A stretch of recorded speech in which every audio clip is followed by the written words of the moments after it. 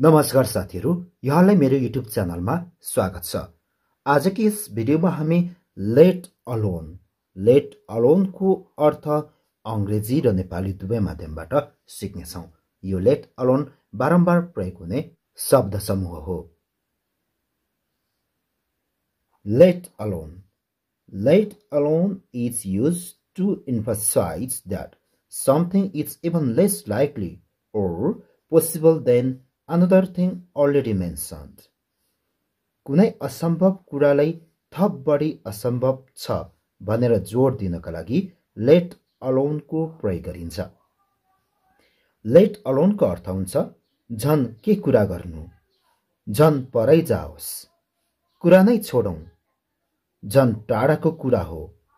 यसरी ऊ खाना त पकाउँदैन, काम गर्न त परै जाओस्, उसले चिया त किन्दैन, मोमो किन्न त परै जाओस् भन्ने जस्ता कुराहरू अंग्रेजीमा गर्नका लागि लेट अलोन को प्रयोग गरिन्छ। एक्जाम्पल्स उदाहरणहरू हेरौं। उसले साइकल त किन्न सक्दैन, कार त झन् परै जाओस्। He can't afford a bicycle, let alone a car. He can't afford a bicycle, let alone a car. उसले साइकल त किन्न सक्दैन, कार त झन् परै जाओस्। अर्को उदाहरण हेरौं। मलाई नास्ता खान त समय छैन, पकाउनु त झन् परै जाओस्। I don't have time to eat breakfast, let alone cook it. I don't have time to eat breakfast, let alone cook it. अर्को उदाहरण हेरौं। उनी राम्ररी हिँड्न त सक्दिनन्, दौडनु त झन् के कुरा गर्नु। She can't walk properly, let alone run.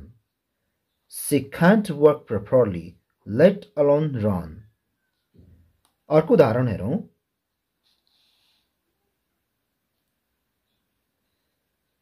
उनीहरुसँग बिजुली त छैन, इन्टरनेट त झन् परै जाओस्। They don't have electricity, let alone the internet. They don't have electricity, let alone the internet. Next example. उसले अंग्रेजी पढ्न त सक्दैन, लेख्नु त परै जाओस्। He can't read English, let alone write it. He can't read English, let alone write it. यसरी उसले आफ्नो कोठा त सफा गर्दैन, आँगन सफा गर्न त झन् परै जाओस्।